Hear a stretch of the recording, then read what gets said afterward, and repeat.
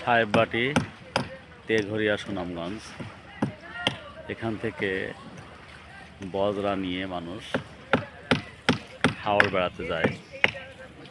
এখন শীতের সিজন চলে এসেছে, হাওড়ে পানি কমে এসেছে।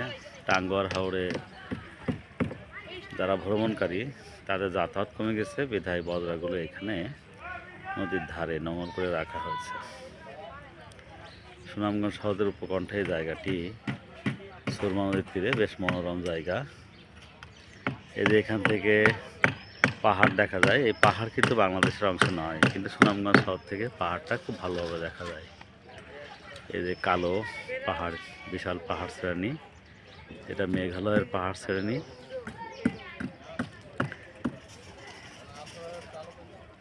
এই যে পুরো এলাকা এরকম বজরা রেখে দেওয়া হয়, নদীর মাথা থেকে মাথা। মানুষ এগুলোই ভাড়া করে তারপরে যায়, রাত কাটায় টাঙ্গুয়ার হাওড়ে। নীলাদ্রি লেক সহ শিমুল বাগান দেখতে যায়, পাহাড় দেখানো, নদী, চমৎকার একটি জায়গা। তেঘরিয়া, সুনামগঞ্জ। সাহেববাড়ি ঘাট পাশেই রয়েছে হাসন রাজার বাড়ি, একেবারে খুব কাছে হাসন রাজার বাড়ি। সুনামগঞ্জ শহরের উপকণ্ঠে সুরমা নদীর তীরে সাহেববাড়ি, তেঘরিয়া, সুনামগঞ্জ।